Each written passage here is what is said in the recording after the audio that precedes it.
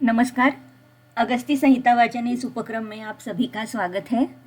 जैसे कि हमने 2 लेक्चर्स में पहले अग्नि का व्यापार देखने की कोशिश की है और लास्ट का जो हमारा व्याख्यान हुआ कल का, तो उसमें भी हमने रस और अग्नि का संबंध या गुण और अग्नि का संबंध, अग्नि महात्म्य या आहार और अग्नि का संबंध कैसे होता है, कैसे प्रस्थापित होता है, दोनों एक दूसरे के ऊपर कैसे डिपेंडेंट रहते हैं, इसके बारे में सारी चर्चा हमने की थी, सारे संदर्भ हमने देखे थे।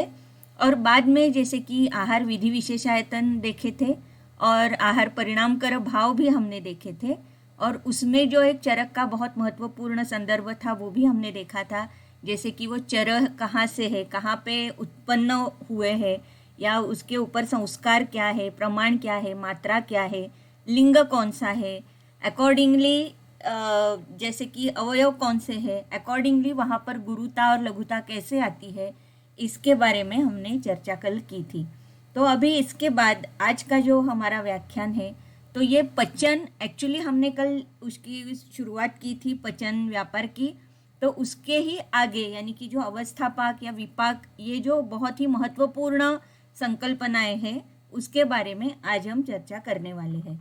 तो आज का हमारा व्याख्यान की हम शुरुआत करते हैं। तो आज अवस्थापाक से हमारी शुरुआत होगी। तो पहला जो अवस्थापाक है वो है मधुर अवस्थापाक। जैसे सबको पता है, अन्नस्य भुक्त मात्रस्य षड्रसस्य प्रपाकतः मधुराद्यात् कफो भावात् फेनभूत उदीर्यते। तो सबसे पहला जो अवस्थापाक है वो है मधुर अवस्थापाक।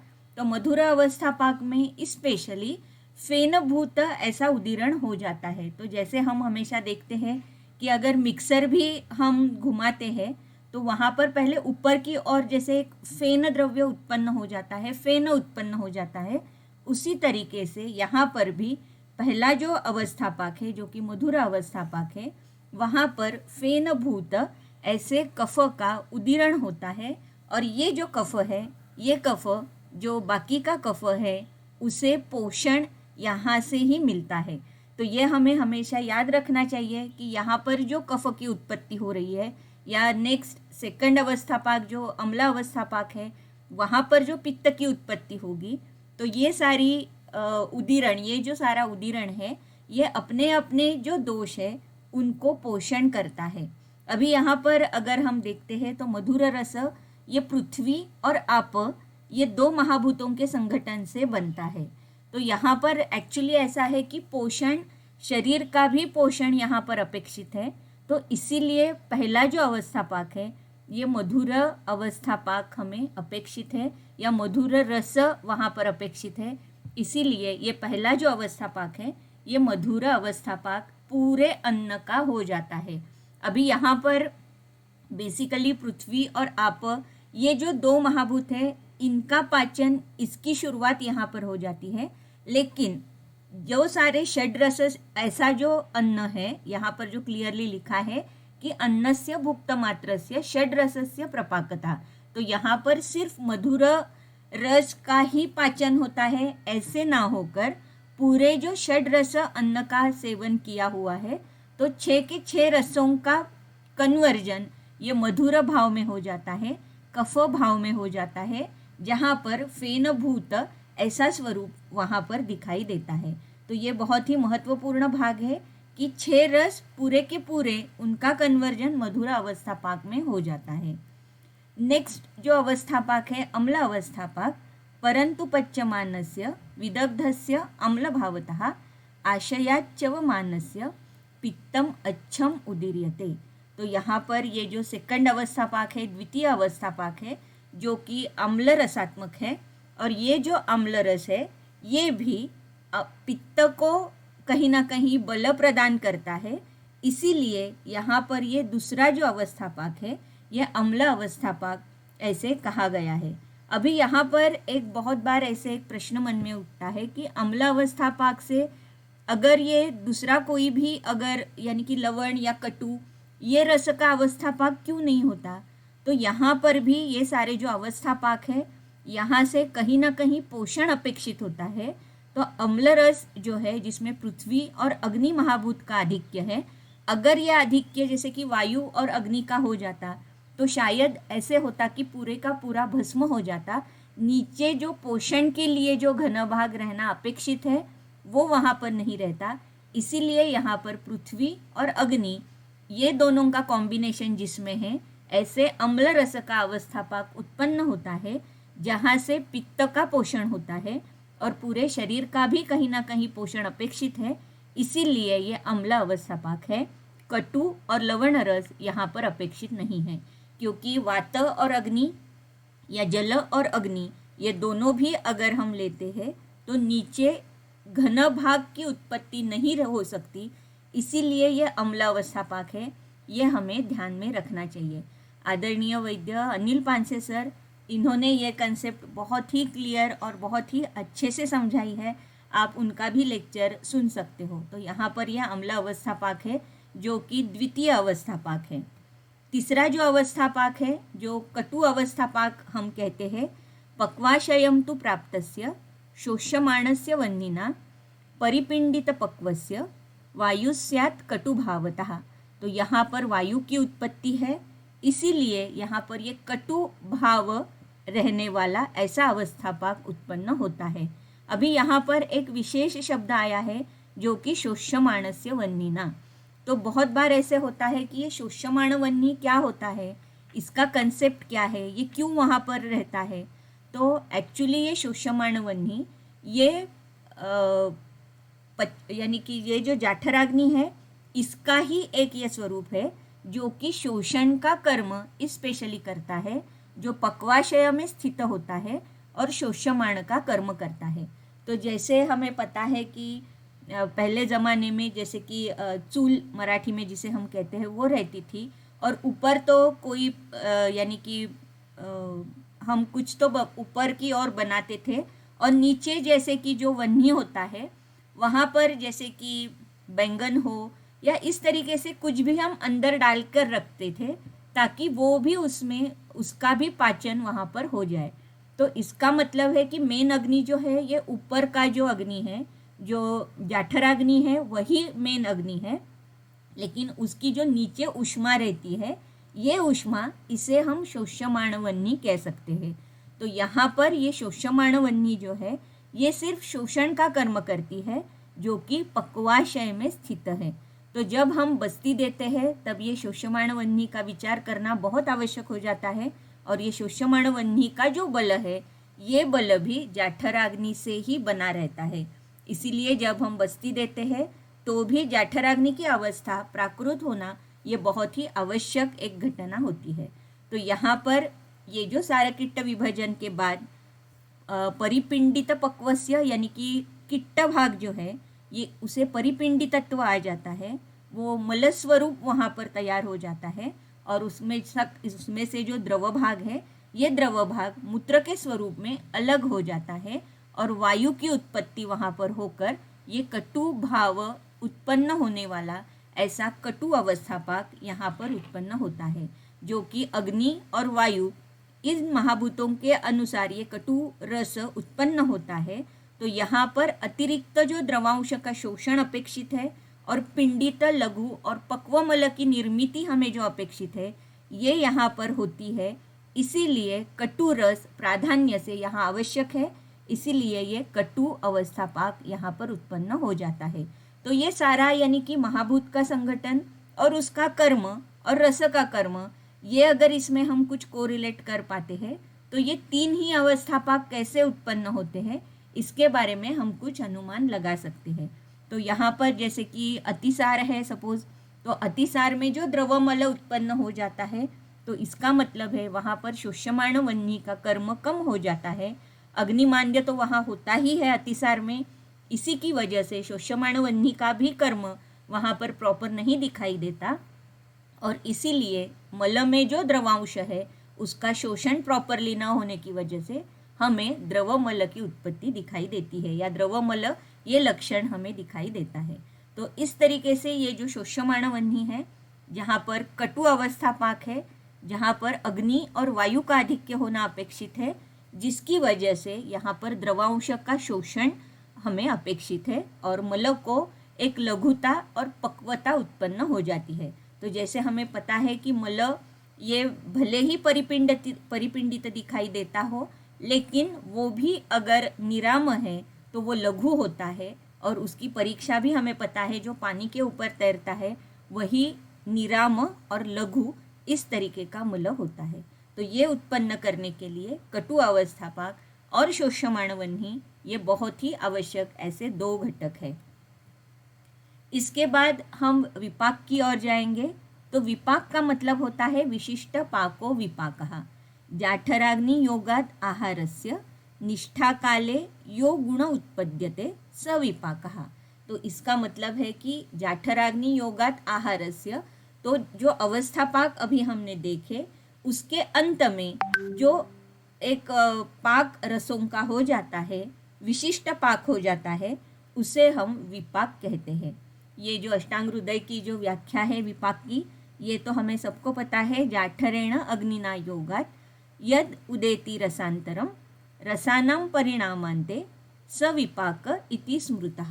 तो रसों का परिणमन हो जाता है जाठरेण अग्निना योगा, जाठराग्नि का जो पाक है यानी जो अवस्था पाक है, ये होने के बाद जो रसांतर हो जाता है उसे हम विपाक कहते हैं। अभी यहाँ पर ये विपाक जो है, तो विपाक और अवस्थापाक इसमें क्या फ़र्क है, ये कैसे जाना जाता है, तो ये बहुत एक बड़ी टीका है। आप अगर ग्रंथ में जाकर इसका पठन करते हो तो ज़्यादा अच्छा रहेगा। तो यहाँ पर लिखा है कि अगर सारे के सारे रस मधुर, अम्ल और कटु अवस्थापाक में कन्वर्ट हो जाते हैं, तो फिर रसों का परिणमन विपाक में होना, इसका क्या मतलब हो जाता है, क्योंकि ऑलरेडी सारे के सारे रस मधुरी भाव हो चुके हैं, सारे के सारे रसों का अम्ल भाव हो चुका है और सारे रसों का फिर से कटु भाव हो चुका है। तो फिर रस का महत्व क्या है कि इनका महत्व ही नहीं है।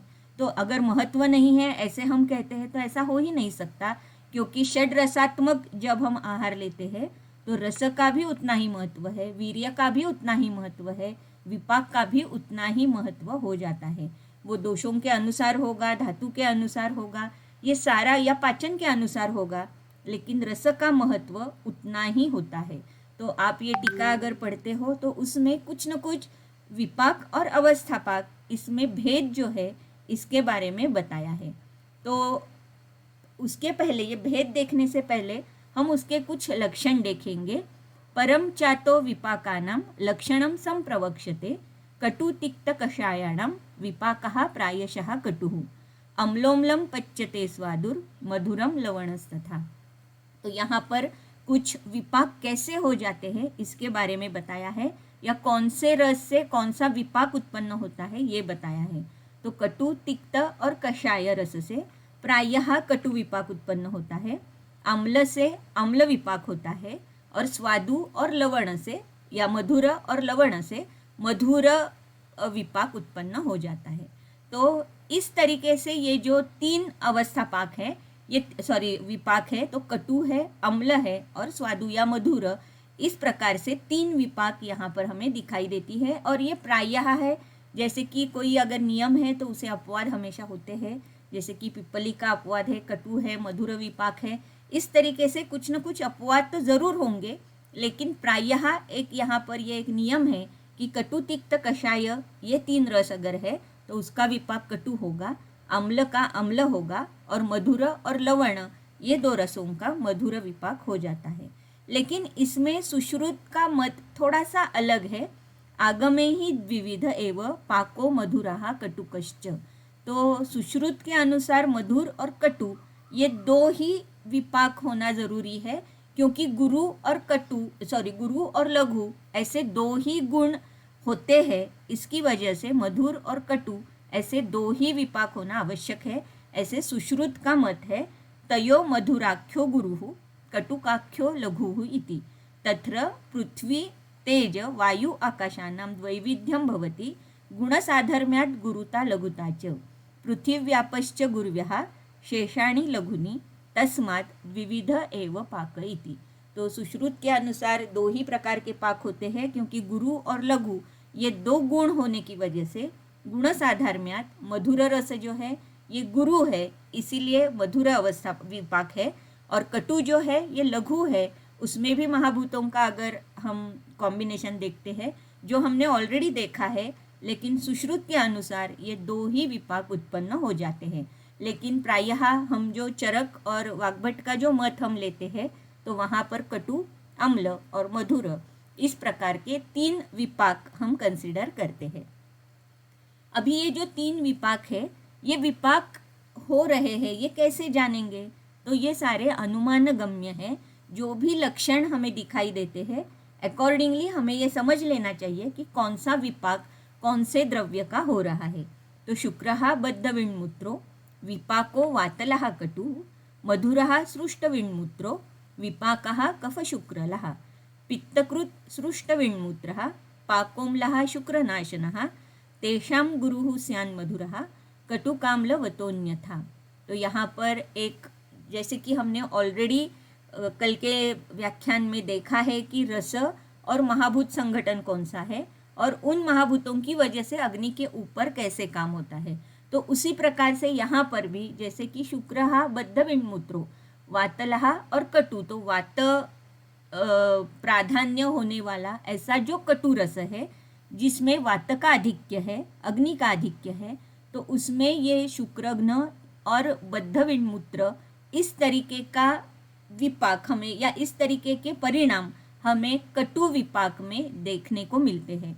तो ये सारी जो चीज़ें हैं यहाँ पर, ये देखने के बाद हमें अनुमान करना है कि इस द्रव्य का विपाक इस तरीके से हुआ है। अगर सृष्टविण्मूत्र और शुक्रल और कफकर ऐसा अगर विपाक उत्पन्न हो रहा है तो ये हमें समझ लेना चाहिए कि वहाँ पर ये मधुर विपाक हो चुका है। पित्तकृत सृष्टविण्मूत्र, पाकोम्ल शुक्रनाशनः, तो अम्ल विपाक का लक्षण है शुक्रनाशन, पित्तकृत और सृष्टविण्मूत्र, क्योंकि अम्ल रस जो है यह अनुलोमन करने वाला है, तो सृष्टविण्मूत्र वहाँ पर उत्पन्न होगा ही। तो इस प्रकार से ये जो सारा कटु, मधुर और अम्ल ये जो विपाक है, ये हमें अनुमान से जान लेना चाहिए। अनुमान से जो कर्म उत्पन्न हो रहे हैं, अकॉर्डिंगली हम उसका विपाक जो है द्रव्य का, ये डिसाइड करते हैं। तो यहाँ पर मैंने एक थोड़ा सा भेद करने का प्रयास किया है कि अवस्थापाक और विपाक में क्या भेद है। तो अवस्थापाक जो है ये सर्व रसों का अवस्थापाक कन्वर्जन हो जाता है, यानी कि षड रसात्मक आहार है तो वो पूरा का पूरा मधुरी भाव होगा, उसका पूरा का पूरा उसका अम्ल भाव होगा और पूरा का पूरा कटु भाव होगा। तो षड रस आहार जो है इसके तीनों ही अवस्थापाक उत्पन्न हो जाते हैं। लेकिन विपाक में स्पेशली हमें दिया हुआ है कि कौन से रस की वजह से कौन सा विपाक उत्पन्न होने वाला है। तो जैसे अभी हमने देखा, मधुर और लवण का मधुर विपाक है, अम्ल का अम्ल ही है और कटु तिक्त कषाय का कटु विपाक उत्पन्न हो जाता है। अवस्थापाक जो है ये रसों के अनुसार हमें अपेक्षित नहीं है, यानी कि मधुर रस है तो उसमें अवस्थापाक मधुर होगा, ऐसे नहीं है। पूरे रसों का अवस्थापाक या कन्वर्जन हो जाता है। लेकिन विपाक जो है ये विपाक रस के अनुसार हमें एक्सपेक्टेड है। और जैसे मैंने कहा कि एक्सेप्शंस है पिप्पली जैसे, लेकिन फिर भी एक जनरलाइज ये नियम है कि जो रस है उस द्रव्य में अकॉर्डिंगली उसके विपाक हो जाते हैं।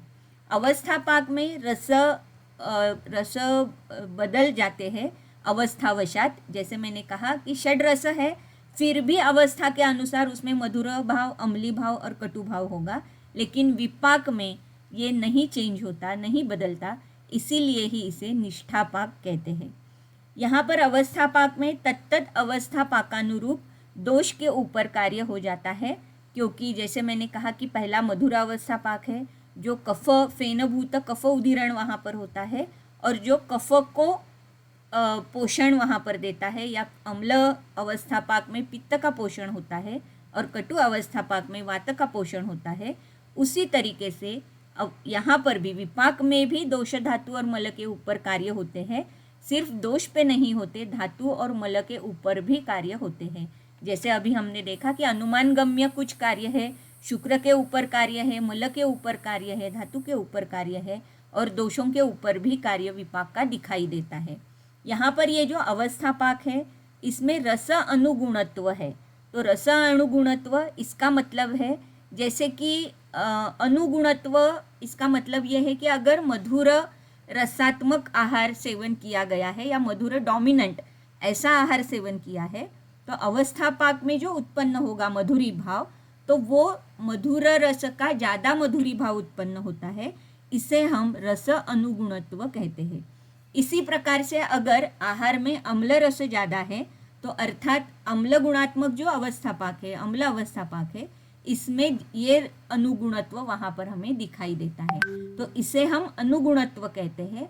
अवस्था पाक में सारे रसों का कन्वर्जन भले ही होता हो, लेकिन जिस रस का अधिक्य है उस रस के अनुसार वो अवस्था पाक हमें ज़्यादा वहाँ पर दिखाई देता है, इसे हम रस अनुगुणत्व कहते हैं। तो इस तरीके से अवस्था पाक और विपाक में ये थोड़ा सा एक फ़र्क है। अवस्था पाक 3 अवस्थाओं में आती है और विपाक जो है यह अवस्था पाक के पश्चात उत्पन्न होने वाला विपाक है। तो जितना मुझे समझ में आया था मैंने ये अवस्था पाक और विपाक का भेद करने की कोशिश यहाँ पर की है। अभी इसके बाद यहाँ तक तो हमने जाठराग्नि का जो व्यापार था, ये जाठराग्नि के व्यापार के बारे में यानी कि डिटेल में चर्चा की है। तो अवस्था पाक तक जो जाठराग्नि था उसकी चर्चा हमने की। तो इसके बाद हमें भूताग्नि और धात्वाग्नि की चर्चा करनी है ताकि जो पचन व्यापार पूरा है इसके बारे में हम जान सकें। तो ये जो नेक्स्ट हमारा पॉइंट है वो है भूताग्नि। बहुत ही इम्पॉर्टेंट ऐसा ये पॉइंट है, जैसे हमें पता है कि पंचीकरण हमेशा होता है और व्यपदेशस्तु भूयसा, इस न्याय से हर एक पदार्थ जिसमें पंचमहाभूत है, लेकिन जो महाभूत का अधिक्य है अकॉर्डिंगली उसका नामकरण हो जाता है। तो यहाँ पर उदाहरण के स्वरूप में मैंने आकाश और वायु ये 2 यहाँ पर दिखाए हैं, लेकिन नॉट नेसेसरी कि यहाँ पर जो पिक्चर मैंने दिखाया है कि 50% मेन जो उसका महाभूत आधिक्य है वो दिखाया है और बाकी 50 में जैसे कि बाकी के 4 महाभूत दिखाए हैं, तो नॉट नेसेसरी कि इसी तरीके का होना चाहिए। ये एक पिक्चराइजेशन के लिए ये सही है, लेकिन नॉट नेसेसरी कि हमेशा 50% का ही व्यपदेश हो, 50% का ही आधिक्य हो। लेकिन ऐसे भी हो सकता है कि आधिक्य से एक कोई तो महाभूत है और बाकी के इसमें भी तरतम भाव से बाकी के सारे महाभूत वहाँ पर उपस्थित है, ये भी हो सकता है। यहाँ पर ये सिर्फ एक पिक्चर दिखाने के लिए यहाँ पर एक रिप्रेजेंटेशन किया है।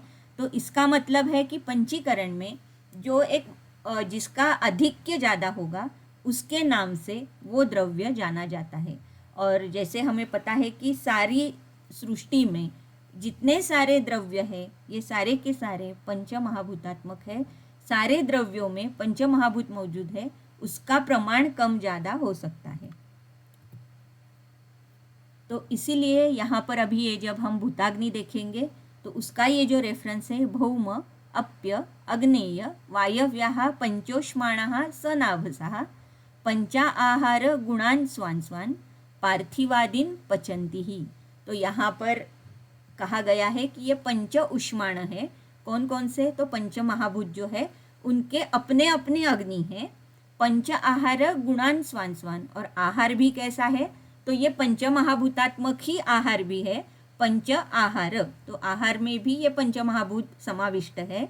और गुणान स्वान स्वान पार्थिवादीन पचंती ही, और ये जो हर एक द्रव्य में पंच महाभूत का संगठन है, तो इनका पाचन भी पार्थिवादीन पचंती ही, उसके अंदर जो मौजूद सारे महाभूताग्नि है उन्हीं से ही उनका पाचन होता है।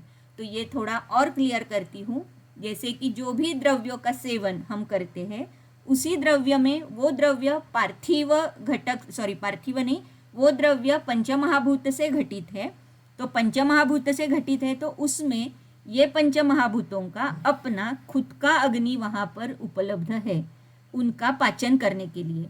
तो जैसे फॉर एग्जाम्पल हम अगर तंडुला लेते हैं तो तंडुला का जैसे हम उसका ओदन बनाते हैं, तो ओदन बनाने के लिए जैसे हमें बाह्य अग्नि की आवश्यकता है, उसी तरीके से उस तंडुला में भी अपना खुद का अग्नि होता है, जिसकी वजह से ये जो चावल बनता है या ये जो ओदन बनता है, ये जब इसका सेवन हम करते हैं तो ये सेवन करने के बाद जाठराग्नि की मदद से ये चावल के अंदर या ये ओदन के अंदर जो उसका खुद का अग्नि है उसके सहाय्य से उसका पाचन हो जाता है। बहुत बार ऐसे होता है कि जैसे कि ओदन हमने अगर बाहर ही रखा, तैयार किया हुआ ओदन, और 2-3 दिन वैसे ही गए तो उसका कन्वर्जन हमें वहाँ पर मिलता है, वो खराब हो जाता है। तो ये जो कन्वर्जन है, ये कन्वर्जन अपने आप कैसे हो जाता है? तो उस ओदन में अपना जो अग्नि है उसका पचन व्यापार अव्याहत शुरू रहता है। उसकी वजह से वहाँ पर ये जो ओदन हमने बनाया है तो ये ओदन का पचन होकर वो वहाँ पर खराब हो जाता है। तो इसीलिए इवन तंडुल, कोई भी धान, जैसे हम कहते हैं कि पुराण चावल, पुराण षष्टिशाली या पुराण गेहूं का भी, गोधूम का भी पुराण सेवन करने का आदेश है। ये पुराण ही क्यों सेवन करना है? क्योंकि एक साल में उसमें जो स्थित अग्नि है उसकी वजह से वो जो धान है उसमें पाचन हो जाता है और वो पचने के लिए, जरण होने के लिए उसमें लघुत्व आ जाता है। तो इस तरीके से हर एक द्रव्य में अपना अपना अग्नि रहता है जो कि जाठराग्नि की मदद से उसका पाचन हो जाता है और पंचमहाभूतात्मक जो शरीर के घटक है वहाँ पर उसका कन्वर्जन हो जाता है। तो इस तरीके से ये हमेशा हमें याद रखना चाहिए। जैसे कि अगर फ्रीज है तो फ्रीज में हम कोई भी पदार्थ रखते हैं तैयार किया हुआ, तो उसमें हम क्या करते हैं कि शीत गुण की वजह से ये जो अग्नि है हर द्रव्य में, यह अग्नि का थोड़ा सा मांद्य करते हैं। तो हमेशा ये मांद्य हम 100% या ये जो पचन अव्याहत चलता रहता है इसे हम रोक नहीं पाते, लेकिन थोड़ा सा उसमें मांद्य कर सकते हैं, उसकी गति थोड़ी कम कर सकते हैं, जिसकी वजह से कोई भी द्रव्य अगर हमने फ्रिज में रखा तो एक 2-3 दिन वहाँ पर रह सकता है। अर्थात उसकी जो एक टेस्ट है वो या रस है उसमें वो थोड़ा सा चेंज अवश्य हो जाएगा, क्योंकि उसमें जो अग्नि है वो अव्याहत कार्य करता ही है, भले ही आपने फ्रिज में रखा हो। लेकिन इस तरीके से हम इसका भी विचार कर सकते हैं कि हर एक द्रव्य में अपना अपना अग्नि है जो खुद का पचन करने में समर्थ है। ये यहाँ पर एक बहुत महत्वपूर्ण बात कहने वाली है। तो यहाँ पर ये जो उसकी टीका है, ये टीका मैं हमेशा इसलिए दे रही हूँ कि ये सारी टीकाएं बहुत ही महत्व की है और इसका यानी कि मूल ग्रंथ में जाकर पठन होना बहुत आवश्यक है। लेकिन यहाँ पर उसका जितना भी रेफरेंसेस बहुत महत्वपूर्ण है, ये महत्वपूर्ण रेफरेंसेस मैं हाईलाइट करके आपको बताने की कोशिश कर रही हूँ। तो यहाँ पर जैसे पहला है कि पार्थिवादि द्रव्य व्यवस्थिता जाठराग्नि संधुक्षित बला अंतरीयम द्रव्यम पचंतः स्वान स्वान पार्थिवादीन पूर्व पार्थिव गंधत्वादि अविलक्षणान गुणान निर्वर्तयन्ति। तो यहाँ पर ये जो अभी मैंने कहा कि हर एक द्रव्य में पार्थिवादि द्रव्य व्यवस्थिता, हर एक द्रव्य में अपना अपना अग्नि होता है जो कि जाठराग्नि संधुक्षित बला। तो हमने पहले ही देखा है कि जाठराग्नि जो है ये बाकी के अग्नियों को प्रदीप्त करता है, बाकी के अग्नियों को बल देता है। तो ये बल देता है, यही यहाँ पर लिखा है कि जाठराग्नि संधुक्षित बला। तो जाठराग्नि अगर अच्छा है, जाठराग्नि अगर प्राकृत अवस्था में है तो ही ये द्रव्यों में उपस्थित जो खुद के अग्नि है उन्हें बल मिल सकता है, नहीं तो फिर बाकी के जितने सारे अजीर्ण के या आम के जो लक्षण हैं वो वहाँ पर हमें दिखाई देते हैं। तो इसीलिए यहाँ पर ये हमेशा याद रखना चाहिए कि हर एक द्रव्य में अपना अपना खुद का व्यवस्थित ऐसा अग्नि रहता है जिसे जाठराग्नि के द्वारा बल मिलता है। तो दूसरा जो यहाँ पर मैंने हाईलाइट किया है, अनेन गुणजननम एव अग्निना उच्यते न द्रव्य जननम। तो जैसे हमने देखा अवस्थापाक में कि पूरा का पूरा षड्रसात्मक जो आहार है इसका परिणमन होकर वो फेनभूत कफ उदीर्यते, ऐसे कहा है। तो यहाँ पर स्पेशली ये गुणजनन करता है या कन्वर्जन जो होता है ये गुण का होता है, क्योंकि ऑलरेडी वहाँ पर जाठराग्नि की क्रिया इस द्रव्यों के ऊपर हो जाती है और गुण ये द्रव्यों के सहाय्य से ही रहते हैं, नो डाउट, लेकिन यहाँ पर द्रव्य से ज़्यादा गुण का इम्पोर्टेंस है, ये यहाँ पर हाईलाइट किया है। क्योंकि द्रव्यों का कन्वर्जन जो है ये जाठराग्नि ऑलरेडी कर रहा है, लेकिन ये जो भूताग्नि है ये गुणों का कन्वर्जन करता है। और गुणों का कन्वर्जन यानी उस द्रव्य में जो महाभूत है वो महाभूत का जो शरीर में समान भाव है वहाँ पर उसका गुण का कन्वर्जन हो जाता है। तो यहाँ पर अनेन गुणजननम एव अग्निना उच्यते न द्रव्य जननम, लेकिन अर्थात जैसे मैंने कहा कि द्रव्य और गुण, यानी कि गुण ये द्रव्य के आधार से ही रहते हैं, लेकिन स्पेशली गुणजनन ये शब्द यहाँ पर ध्यान में रखना चाहिए। तत्र जाठराग्नि सर्वान् एव आहार रसमल विपाकान् पचति भौतिकास्तु अग्नयः स्वान् स्वान् गुणान् जनयति। तो जैसे अभी मैंने कहा कि जाठराग्नि जो है ये द्रव्यों का कन्वर्जन करने में सक्षम है, और ये जो भौतिकाग्नि है ये गुणों का कन्वर्जन करने में सक्षम है, और वो गुणों का ही कन्वर्जन यहाँ पर करती है। धात्वाग्नि व्यापारो भूताग्नि व्यापारश्च जाठराग्नि क्रमेण एव उक्तो ज्ञेयः। तो ये थोड़ा सा एक चक्रपाणी ने अलग सा एक यहाँ पर एक सेंटेंस लिखा है कि धात्वाग्नि पहले व्यापार होता है या भौतिकाग्नि व्यापार होता है या भूताग्नि, लेकिन अगर हम क्रम देखते हैं चरक का, तो चरक के क्रम के अनुसार जाठराग्नि के बाद यहाँ पर भूताग्नि का वर्णन है और भूताग्नि के बाद धात्वाग्नि का वर्णन है। तो इस तरीके से भी अगर हम देखते हैं तो पहला जो कन्वर्जन है ये भूताग्नि का है, भूताग्नि से है, और उसके तुरंत बाद धात्वाग्नि का कन्वर्जन स्टार्ट हो जाता है। लेकिन इसका मतलब ये नहीं है कि यहाँ पर एक डिमार्केशन लाइन है कि यहाँ पर जाठराग्नि का कर्म पूर्ण हुआ और यहाँ से आगे पार्थिवाग्नि स्टार्ट हुआ और यहाँ से आगे धात्वाग्नि स्टार्ट हुआ, ऐसे नहीं हो सकता। लेकिन जैसे कि पहले जाठराग्नि की क्रिया होना अपेक्षित है, तो जाठराग्नि की क्रिया होते होते ही ये जो भूताग्नि है ये भूताग्नि की भी क्रिया हो जाती है। जैसे अवस्थापाक में भी मैंने आपको भूताग्नि के या महाभूत संगठन बताया था, तो उन महाभूतों का अग्नि वहाँ पर कार्यरत हो जाता है, वहाँ पर उनके गुण उत्पन्न हो जाते हैं, और ये जो सारे गुण हैं ये अपने अपने गुणों को वहाँ पर बल देती है। तो अपने अपने गुणों को, इसका मतलब है जैसे कि अगर पार्थिव है तो वो गंध इंद्रिय का भी पोषण करेगी। गंध, क्योंकि गंध ये पार्थिव गुण है, तो इसीलिए ये जो कन्वर्जन है ये यहाँ पर उत्पन्न हो जाता है, ऐसे यहाँ कहने का मतलब है। इसका ये जो लास्ट की लाइन है कि धात्वाग्नि व्यापार और भूताग्नि व्यापार, तो यहाँ ये भी एक समझने वाली बात है कि जैसे कि महाभूत का पाचन, महाभूतों द्रव्यों में जो महाभूत है उनका पाचन होने के बाद जो सारवान रस धातु उत्पन्न होता है, उसमें भी ये सारे महाभूतों के संगठन रहते हैं जो कि गुणांतर आधान उसका हुआ है, और उस धातु में वो घटक जाते हैं। जैसे कि फॉर एग्जांपल अगर पार्थिव घटक उस सारवान रस धातु में है, तो अर्थात वो मांस को, मेद को, अस्थि को वहाँ पर उसका पोषण अपने आप मिलने वाला है। तो इसीलिए मैंने कहा कि पार्थिव या धात्वाग्नि पहले हो रही है उसका कार्य, या भौतिकाग्नि का हो रहा है, ऐसा क्लियर कट डिमार्केशन लाइन हम नहीं बता सकते। लेकिन पहले जाठराग्नि का कार्य, उसमें से जो पंचमहाभूतात्मक जो घटक है उनके अग्नि का कार्य, और उसके बाद धात्वाग्नि का कार्य, यही क्रम एक संगति जो है क्रम की, ये इस प्रकार ही लगती है, और इसी प्रकार से चरक का भी क्रम आया हुआ है। तो हम इसी प्रकार से जा रहे हैं। यथा स्वं स्वं च पुष्णन्ति देहे द्रव्यगुणः पृथक् पार्थिवः पार्थिवान् एव शेषः शेषांश्च कृत्स्नशः। तो यहाँ पर जैसे मैंने गुणों के बारे में बताया, तो गुण ये द्रव्य के ऊपर ही आधारित है, ये यहाँ पर भी ये बताए रहे, इसीलिए द्रव्य गुणः पृथक् ऐसे बोला गया है। और पार्थिवादि यानी कि हर एक अपना अपना जो घटक है, जो महाभूत है, वही अपने अपने गुणों का पोषण कर रहा है। ये जो अभी मैंने कहा उसी तरीके से यहाँ फिर से वो कह रहे हैं कि अपने अपने गुणों के साथ देह धातु दोष मलाख्यानि पुष्णन्ति। तो पार्थिवादी द्रव्य रूपाणी, पार्थिवादी द्रव्यों में जो भी उनके गुण हैं, अकॉर्डिंगली देह में जो धातु है, दोष है, मल है, तो उनका भी पोषण इसी भूताग्नि से या इसी पार्थिवादी द्रव्यों का जो गुण का कन्वर्जन है उसे होने वाला है। पंचभूतात्मके देहे आहारः पांचभौतिकः विपक्वः पंचधा सम्यक गुणान स्वान अभिवर्धयेत।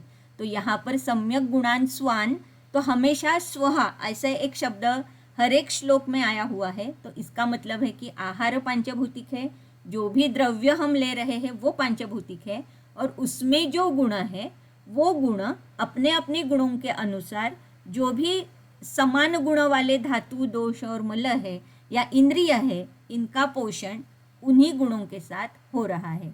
तो यही यहाँ पर नीचे लिखा हुआ है कि गुणिनान् इति गुणशब्देन अत्र गुणिनः पृथिव्याद्य उच्यन्ते, तेन पार्थिवः पार्थिवान् अभिवर्धयन्ति, एवं शेषेषु अपि। अन्ये तु गुणान् इति गन्धादीन् स्वान् इति पंचगुणिनो द्रव्याणि पार्थिवादीनि, एतेन गन्धादीन् आत्मनश्च पार्थिवादीनि द्रव्याणि अभिवर्धयेत् इति अर्थः। तो यहाँ पर गुण का मतलब, ये गंध का उदाहरण मैंने ऑलरेडी आपको दिया है। तो जैसे हर एक महाभूत का अपना अपना एक गुण है, तो उस गुण का या उस गुण के, ये गुण जिस इंद्रिय के ऊपर आधारित है, उस इंद्रिय का पोषण भी ये महाभूताग्नि के द्वारा होता है। तो इसी का ये जो इंद्रिय सामान्योत्पत्ति आई हुई है अष्टांग संग्रह में, तो इसके पहले वाले श्लोक भी आप देख सकते हो, लेकिन इंद्रिय का उल्लेख यहाँ पर आया है, इसीलिए सिर्फ इंद्रिय का मैंने यहाँ पर ये जो श्लोक है ये लिखा है। तथा कफरक्त वाहिनाम स्रोतसा महाभूतानाम च प्रसादात इंद्रियाणि। तो महाभूतों के अग्नि वो कार्यरत जब हो जाते हैं, तब ये स्रोतस के ऊपर काम करके इंद्रिय जिसका, यानी कि जो जैसे मैंने उदाहरण दिया कि गंध, ये अगर गुण जो है ये पृथ्वी महाभूत का है, तो नासा ये जो इंद्रिय है इसका पोषण महाभूत अग्नि के द्वारा हो जाता है। तो इस तरीके से इंद्रिय की सामान्य उत्पत्ति भी महाभूतों की वजह से या भूताग्नि की वजह से ही यहाँ पर हमें दिखाई देती है। तो इस तरीके से ये जो श्लोक है, इसके पहले वाले भी सारे श्लोक आप देख सकते हो, क्योंकि वहाँ पर कुछ अवयवों का, स्रोतस का या इंद्रियों का वर्णन वहाँ पर आया है। तो इंद्रिय की सामान्य उत्पत्ति या जिस गुण का आधिक्य है, उस गुण से सामान्य धातु, मल, दोष, इंद्रिय या उसके गुण, इसकी उत्पत्ति या इसका ब्रूहण ये महाभूत अग्नि से या भूताग्नि से हो जाता है। ये होने के बाद जो हमारा नेक्स्ट पड़ाव है, जो कि धात्वाग्नि है, जो बहुत ही फिर से महत्वपूर्ण, क्योंकि जाठराग्नि, भूताग्नि और धात्वाग्नि, ये तीनों स्टेजेस जब तक हम नहीं समझ पाएंगे तब तक हमें पूरा पचन व्यापार नहीं समझ में आएगा। तो यहाँ पर ये धात्वाग्नि हम शुरुआत उसकी कर रहे हैं। तो जैसे सप्तभिः देह धातारो धातवो द्विविधम पुनः यथास्वम अग्निभिः पाकम यान्ति किट्ट प्रसादवत। तो यहाँ पर 7 धातु है, 7 धातुओं के 7 अपने अपने अग्नि हैं, और ये अग्नि का काम होने की वजह से उसमें द्विविधम पुनः 2 भाग उसमें उत्पन्न हो जाते हैं। पहला जो भाग है यथास्वम अग्निभिः, यानी कि अपने जो ये धातु है 7, उसके अपने अपने अग्नि हैं, और अपने अपने अग्नियों का पाक उस धातु पे होने की वजह से वहाँ पर किट्ट भाग और प्रसाद भाग, ऐसे 2 भागों की उत्पत्ति हो जाती है। तो भूताग्नि व्यापारम दर्शयित्वा धात्वाग्नि व्यापारम दर्शयन आह। तो जैसे मैंने कहा कि पहले जाठराग्नि, फिर भूताग्नि व्यापार, और भूताग्नि व्यापार के बाद धात्वाग्नि व्यापार यहाँ पर कहा गया है। तो ये जो है, तो द्विविधमिति द्विप्रकारम पाकम, तो 2 प्रकार का पाक उत्पन्न हो जाता है, जिसकी वजह से एक पाक में किट्ट निर्माण हो जाता है और दूसरा जो भाग है उसमें प्रसाद भाग उत्पन्न हो जाता है।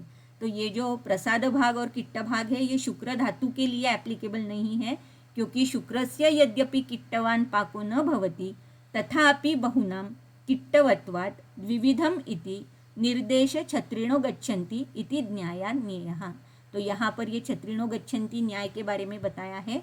तो छत्रिणो गच्छन्ति न्याय यानी कि अभी जैसे बारिश का मौसम चल रहा है और जैसे एक 10-15 लोग छाता लेकर बाहर निकले हैं, लेकिन हो सकता है कि उसमें से 1-2 लोगों के पास छाता नहीं हो, फिर भी हम कहते हैं कि ये सारे लोग छतरी लेकर बाहर गए हैं। तो इसे हम कहते हैं छत्रिणो गच्छन्ति न्याय, कि जो यहाँ पर भी वैसे ही है कि व्यपदेश किसका है, तो जिन्होंने छाता लिया हुआ है, और 1-2 ही लोग ऐसे हैं कि जिनके पास छतरी नहीं है। तो इसी प्रकार से यहाँ पर जैसे कि बाकी के सारे धातुओं में किट्ट उत्पन्न होता है, लेकिन शुक्र जो है, ये शुक्र जैसे सुवर्ण की उपमा इसे दी हुई है, तो इसीलिए इसमें किट्ट भाग नहीं होता, सिर्फ प्रसाद भाग ही होता है, और जिसके बाद गर्भोत्पादन इसके प्रसाद भाग से उत्पन्न होता है, या जो ओज हम कहते हैं, ये भी इसका एक प्रसाद भूत भाग ही हम कह सकते हैं। तो इसीलिए ये छत्रिणो गच्छन्ति न्याय के अनुसार ये जो 7 धातु है, इसमें किट्ट भाग और प्रसाद भाग, ऐसे 2 भागों में इसका पाक हो जाता है। तो जैसे हमें पता है कि रसाद रक्तम ततो मांसम, मांसान मेदस तथोस्ति च, अच्नो मज्जः तथा शुक्रम, शुक्राद गर्भा प्रसादजः। तो यहाँ पर एक के बाद दूसरा धातु कैसे उत्पन्न हो जाता है ये कहा गया है। सुश्रुत का भी उसी तरीके का वर्णन है, लेकिन इसमें मज्नः शुक्रम तु जायते इस तरीके का शब्द है, और यहाँ पर चरक में प्रसादजः ऐसा शब्द आया हुआ है। यहाँ पर वाग्भट का जो श्लोक है रसाद रक्तम ततो मांसम, तो इसमें भी शुक्रम यानी कि मज्जा, अस्नो मज्जा तथा शुक्रम, शुक्राद गर्भा प्रजायते इस तरीके का वर्णन है। तो जायते, प्रजायते और प्रसादजः ऐसे ये तीन यहाँ पर हमें अलग अलग धातु मिल रहे हैं, अलग अलग क्रियापद मिल रहे हैं रादर। तो प्रसाद भाग से ये यानी कि इतना प्रकर्ष है उसमें, गर्भ जब उत्पन्न हो जाता है तो ये इतना सारवान होता है कि जिसकी वजह से गर्भ की उत्पत्ति होती है, ये यहाँ पर दिखाना चाहते हैं। यहाँ पर सुश्रुत का जो है तो शुक्र तो शुक्रम तु जायते यानी कि शुक्र का पोषण होकर शुक्र की उत्पत्ति हो जाती है, इस प्रकार से यहाँ पर कहना है। और शुक्रात गर्भम प्रजायते, तो प्र यहाँ पर भी आया है, तो शुक्र की वजह से पोषण होकर गर्भ की प्रसादभूत उत्पत्ति हो जाती है, ऐसा यहाँ पर वर्णन है। तो ये तीनों का यानी जो क्रम है रस से लेकर शुक्र तक, ये वही क्रम है, लेकिन थोड़ा सा एक माइनर क्रियापद में जो फर्क है वो मैंने बताने की कोशिश की है। तो इसके बाद ऐसा है कि हमेशा चरक संहिता में प्रश्न पूछे गए हैं और प्रश्न के बाद उसके उत्तर गुरु ने दिए हुए हैं। तो यहाँ पर भी अग्निवेश ने बहुत सारे प्रश्न पूछे हैं कि ये रस से रक्त कैसे उत्पन्न हो जाता है, उसमें लाल रंग कैसे आ जाता है, या रक्त ये द्रव धातु है उसमें घनता कैसे उत्पन्न होती है, और मांस धातु कैसे उत्पन्न हो जाता है। तो इस तरीके से ये जो सारा कन्वर्जन है, ये जो सारा ट्रांसफॉर्मेशन है रस धातु से लेकर शुक्र धातु तक, ये कैसे उत्पन्न होता है, इसका उत्तर अत्रेय मुनि ने दिया है। तो ये सारा ये उत्तर है, लेकिन इसका हम ये सबको पता है, आप पढ़ भी सकते हो चरक से।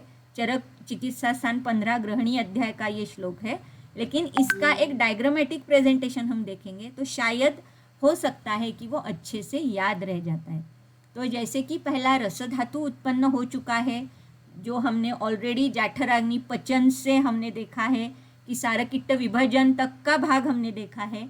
तो वहाँ से जो सारवान रस धातु उत्पन्न होता है उसके ऊपर रक्त धात्वाग्नि की प्रक्रिया होकर पित्तोष्मा यानी जो रंजक पित्त है हमारा, जो यकृत प्लीहा स्थित है, तो ये रंजक पित्त का कर्म उसके ऊपर हो जाता है, उसकी उष्मा का कर्म ये रक्त धात्वाग्नि और रंजक पित्त का कर्म रस के ऊपर हो जाने की वजह से वहाँ पर रस का रंजन हो जाता है, और रंजन होने की वजह से रक्त की उत्पत्ति हो जाती है। तो ये जो रंजन प्रक्रिया है, रंजन का मतलब है कि वर्ण उत्पन्न होना, आरक्त वर्ण उत्पन्न होना। तो जैसे हमें पता है कि पांडु में केतकी धूल सन्निभम ऐसे एक स्पेसिफिक शब्द आया हुआ है, तो इसका मतलब है कि कहीं ना कहीं ये जो रंजन प्रक्रिया है, इस रंजन प्रक्रिया में कहीं ना कहीं गड़बड़ हो रही है, जिसकी वजह से रस का कन्वर्जन प्रॉपर रक्त में नहीं हो रहा है। तो इसीलिए पांडु व्याधि जो है ये हम हमेशा रस धातु का मानते हैं, क्योंकि रस का कन्वर्जन रक्त में प्रॉपरली नहीं हो पा रहा है। इसीलिए यहाँ पर ये रंजन ये बहुत ही महत्वपूर्ण शब्द है, ये हमें ध्यान में रखना चाहिए। या भेक वर्ण, तो ये सारे जो वर्ण है, तो अगर हम पांडु में स्पेशली देखते हैं तो वर्णों का मतलब वर्णन है, इसका मतलब कि वहाँ पर रंजन में कहीं तो गड़बड़ हो रही है, कहीं पर रक्त धात्वाग्नि की प्रक्रिया ये रस के ऊपर प्रॉपरली नहीं हो रही है। तो इसीलिए जैसे कि ये रस का व्याधि माना गया है, या सुश्रुत के अनुसार रक्त का भी व्याधि माना गया है, क्योंकि ये रक्त धात्वाग्नि का कार्य वहाँ पर प्रॉपर नहीं हो रहा है। तो इस तरीके से इसका क्लिनिकल एप्लीकेशन भी हमें हमेशा याद रखना चाहिए। दूसरा जो धातु है रक्त धातु, ये रक्त धातु के ऊपर मांस धात्वाग्नि का काम होगा, वहाँ पर महाभूतों का भी काम होगा, उसके अग्नियों का। तो जैसे मैंने कहा कि डिमार्केशन लाइन हम क्लियर कट नहीं कर सकते कि जाठराग्नि के बाद ही पंचमहाभूताग्नि और उसके बाद ही धात्वाग्नि, ऐसे हम नहीं कह सकते। जो रस बन चुका है सारवान, उसी में इसके सारे अंश है, और अकॉर्डिंगली हर एक धातु के अनुसार वो महाभूत वहाँ पर कार्यरत होंगे, उन महाभूतों का अग्नि वहाँ पर कार्यरत होगा और धातु की उत्पत्ति हो जाती है। तो यहाँ पर मांस धात्वाग्नि के साथ साथ वायु, अंबु और तेज ये महाभूत भी कार्यरत हो जाते हैं और स्थिरत्व ये गुण रक्त में आ जाता है और वहाँ पर मांस धातु की उत्पत्ति हो जाती है। तो ये मैंने कलरफुल इसलिए किया है क्योंकि हर एक धातु में ये एक स्पेसिफिक शब्द आया हुआ है और जिसकी वजह से ये नेक्स्ट धातु जो है उसकी उत्पत्ति हो रही है। फिर मांस धातु जो है, मांस के ऊपर मेद धात्वाग्नि का कार्य होता है, उसमें जल महाभूत का भी कार्य होता है, वो भी वहाँ पर एक्टिव होता है और मांस में स्नेहोद्रिक्तता हो जाती है, उसमें अंबु महाभूत की वजह से स्निग्धता उद्रिक्त हो जाती है। तो सिर्फ बढ़ती है ऐसे भी नहीं लिखा है, उद्रिक्त ये शब्द यहाँ पर आया है और जिसकी वजह से मेद धातु उत्पन्न हो जाता है जो कि अतिशय स्निग्ध है, जहाँ पर अंबु का कॉम्बिनेशन हम ज़रूर देख सकते हैं। तो इस तरीके से मांस से मेद की उत्पत्ति हो जाती है। मेद के बाद मेद के ऊपर जब अस्थि धात्वाग्नि का कार्य होगा तो उसमें से वायु, अग्नि और अंबु ये महाभूतों का भी यहाँ पर कार्य हमें दिखाई देता है और जिसकी वजह से यहाँ पर मेद को स्थिरत्व प्राप्त हो जाता है और स्थिरत्व प्राप्त होने की वजह से अस्थि धातु की निर्मिति हो जाती है जो कि बहुत ही स्थिर है। तो यहाँ पर ये हमेशा स्थिरत्व ये मेद के बाद उत्पन्न होने वाला ऐसा ये गुण है। यहाँ पर अभी ये जो मज्जा है, बहुत बार हम ऐसे कह लेते हैं कि रस से रक्त, रक्त से मांस, मांस से मेद, मेद से अस्थि, अस्थि से मज्जा और मज्जा से शुक्र। इस तरीके से एक जनरलाइज हम सेंटेंस कह देते हैं, लेकिन यहाँ पर इसकी यानी कि ये जो श्लोक है या टीका है इसमें ये क्लियर कट लिखा हुआ है कि अस्थि के बाद अस्थि से मज्जा धातु की उत्पत्ति नहीं हो रही, तो मेद के ऊपर ही मज्जा धात्वाग्नि का कार्य होता है और वायु की वजह से अस्थि में सौशीर्य उत्पन्न हो जाता है। यहाँ पर अस्थि का धारण ये जो कर्म है, ये कर्म होने के लिए अस्थि में जो सौशीर्य है उसके अंदर अगर पूर्ण प्रॉपरली नहीं है तो ये अस्थि टूट सकते हैं।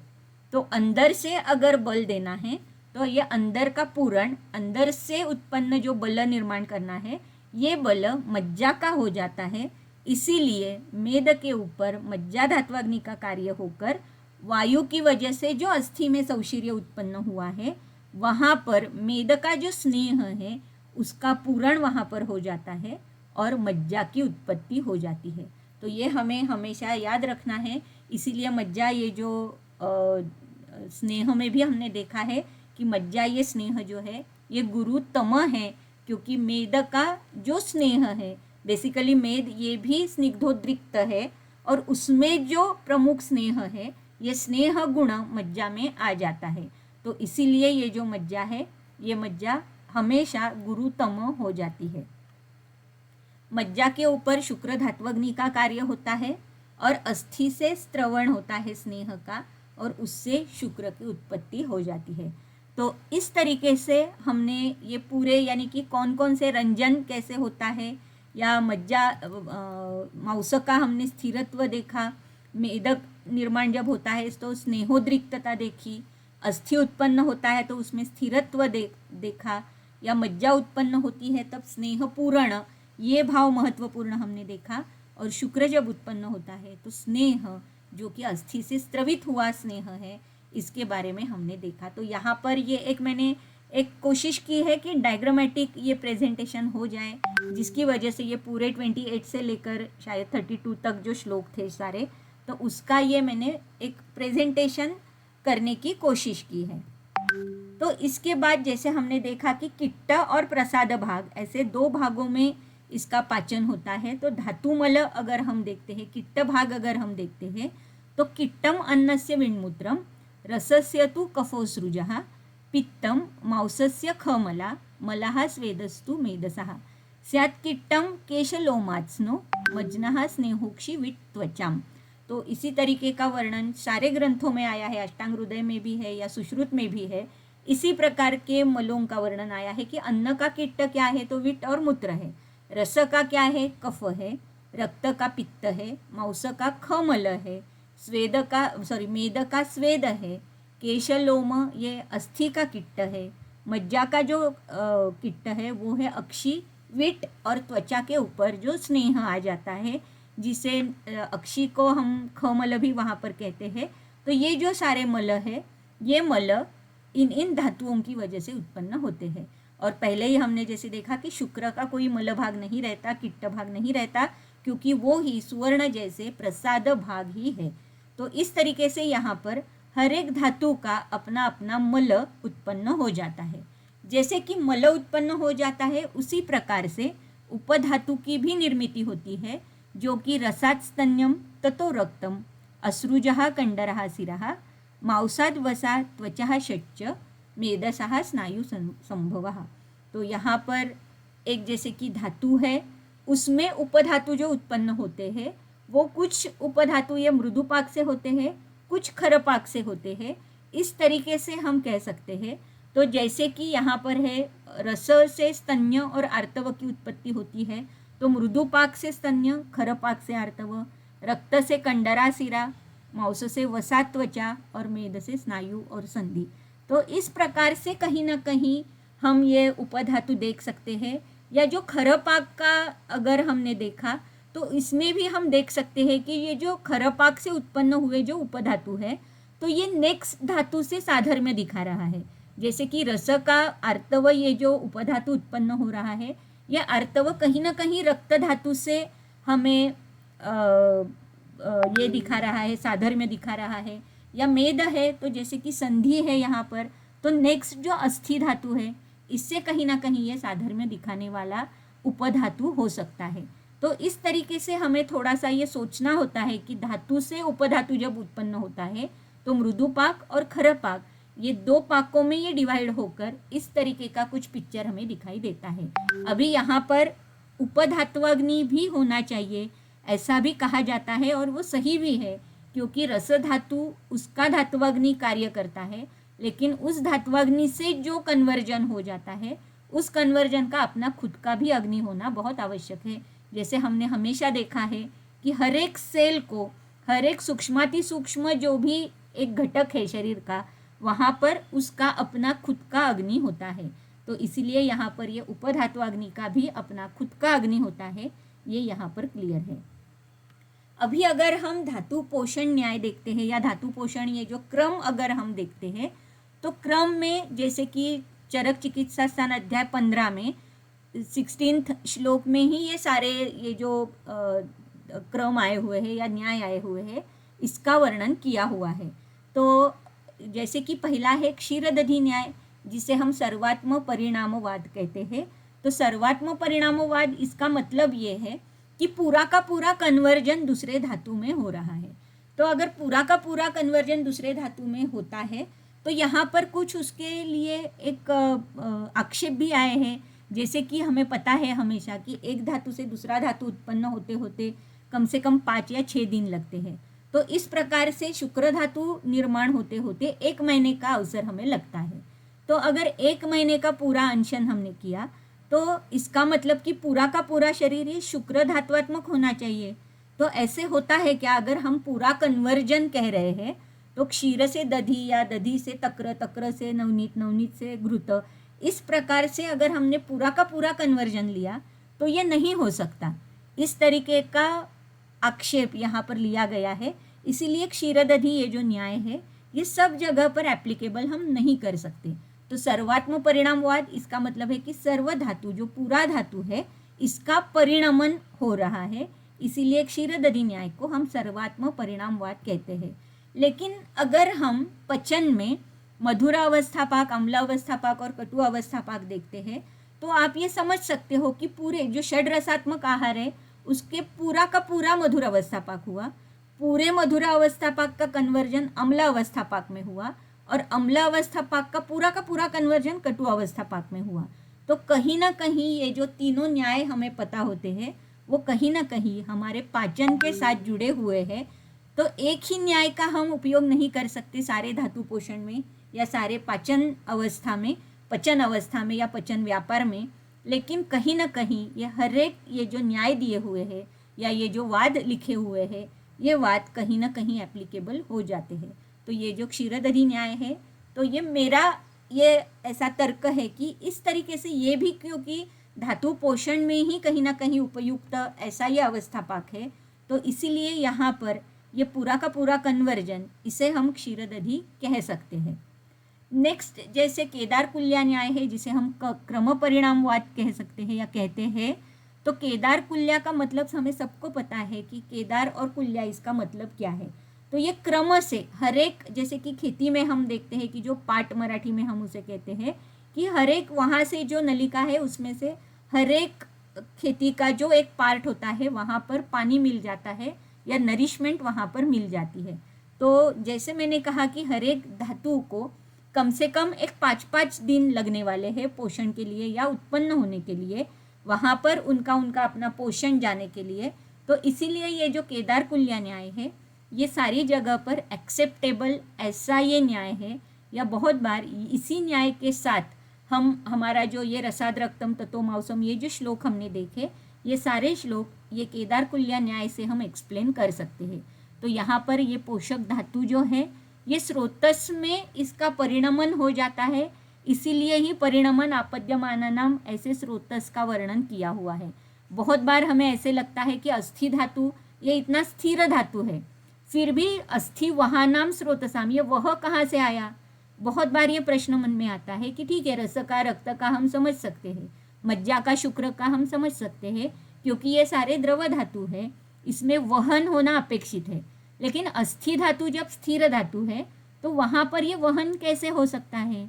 तो ये वहन इसका मतलब है कि जो पोषक धातु है वो वहाँ से उसका परिणमन चलता रहता है, और वो जब स्थायी धातु में कन्वर्ट हो जाता है तब हम उसे पोष्य धातु कहते हैं। तो इसीलिए यहाँ पर ये जो पोषक धातु है ये स्रोतस में जाता है, स्रोतस में उसका परिणमन होता है उस धात्वाग्नि से। ये हमने अभी देखा है कि जैसे रस के ऊपर रक्त धात्वाग्नि का कर्म होगा, और रक्त धात्वाग्नि का कर्म होने के बाद रक्त में वो परिणत होगा। तो ये जो रस धातु है पहला, ये स्थायी है, पोष्य है, वो अपने ही स्थान में, जैसे कि रस धातु है तो वो हृदय में रहेगा, ये पोष्य या स्थायी धातु है जिसे हम स्थूल भाग कहते हैं। इसी स्थूल भाग से किट्ट भाग और उपधातु की उत्पत्ति हो जाती है, इसीलिए मैंने किट्ट भाग और उपधातु पहले ही आपको बताया। और ये जो स्थूल भाग है, ये जो पोष्य भाग है, ये जो स्थायी धातु है, इसी में से एक सूक्ष्म भाग, अणु भाग या प्रसाद भाग, या जिसे हम पोषक धातु कहते हैं, ये पोषक भाग आगे जाएगा, जो कि स्रोतस में जाने के बाद उस धात्वाग्नि का, यानी कि नेक्स्ट जो धातु है उसके धात्वाग्नि का कर्म इसके ऊपर होगा, और नेक्स्ट जो धातु है वो धातु वहाँ पर निर्माण होगा। मैं शायद फिर से एक बार कहती हूँ कि केदार कुल्या ये जो न्याय है ये क्रम से परिणाम कराने वाला न्याय है, इसीलिए इसे क्रम परिणामवाद कहा जाता है।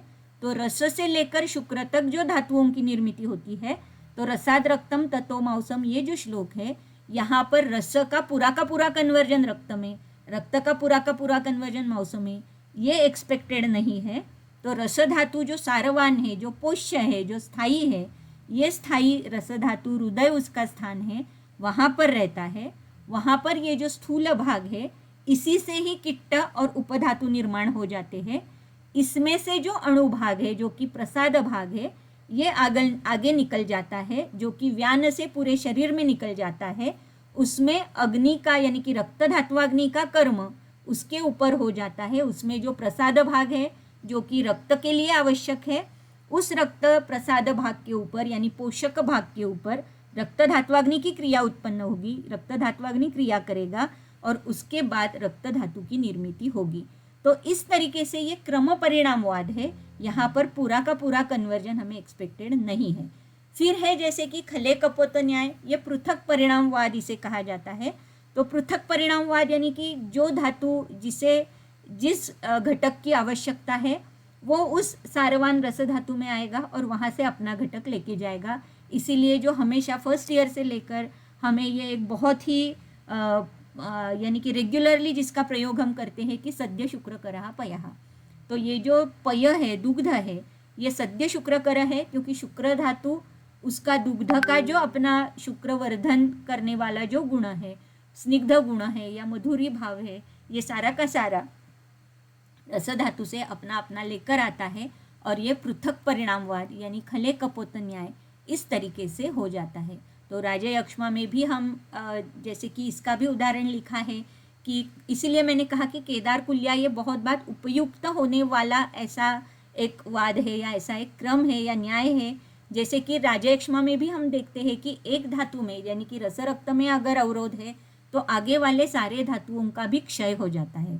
तो भले ही संप्राप्ति हमारी अवरोधात्मक है, लेकिन दिखाई देने वाले जो सारे लक्षण हैं ये क्षयात्मक है। तो इसका मतलब है ये केदार कुल्या जो न्याय है, जो आगे आगे हमारा पोषण लेकर जा रहा है वो नहीं लेकर जा सकता, इसीलिए ही आगे वाले धातुओं का क्षय हमें वहाँ पर दिखाई देता है।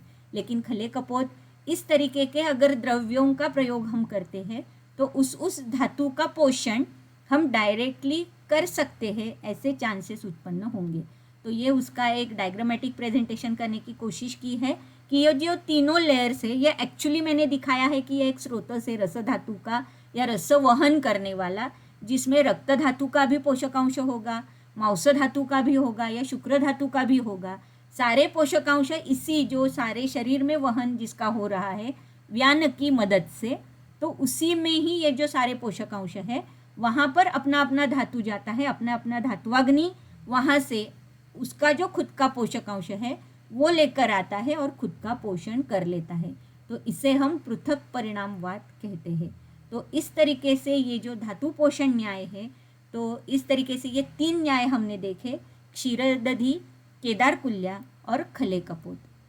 तो मेरे ख्याल से यहाँ पर ये धातु का पाचन जो है, पोषण जो है और धातु कैसे उत्पन्न होते हैं ये मैंने दिखाने की कोशिश यहाँ पर की है। और हमारा जो ये अग्नि व्यापार था, तो ये अग्नि व्यापार आज यहाँ पर समाप्त हो रहा है, इसलिए मैंने थोड़े से आपके 10 मिनट ज़्यादा लिए हुए हैं। लेकिन आज ये हमारा ये जो धातु पोषण है या धात्वाग्नि कैसे कर्म करते हैं, भूताग्नि कैसे कर्म करते हैं और मुख्य जो है जाठराग्नि, इसका कार्य कैसे हो जाता है, ये सारा मेरे मति के अनुसार, मेरे बुद्धि के अनुसार मैंने एक्सप्लेन करने की कोशिश की है। तो मैं यहीं पर रुकती हूँ। ये हमारा जो ये अग्नि का व्यापार था उसमें जितने सारे संदर्भ मुझे मिले थे वो मैक्सिमम संदर्भ मैंने आप सबके साथ बांटने की कोशिश की है। तो बहुत बहुत धन्यवाद।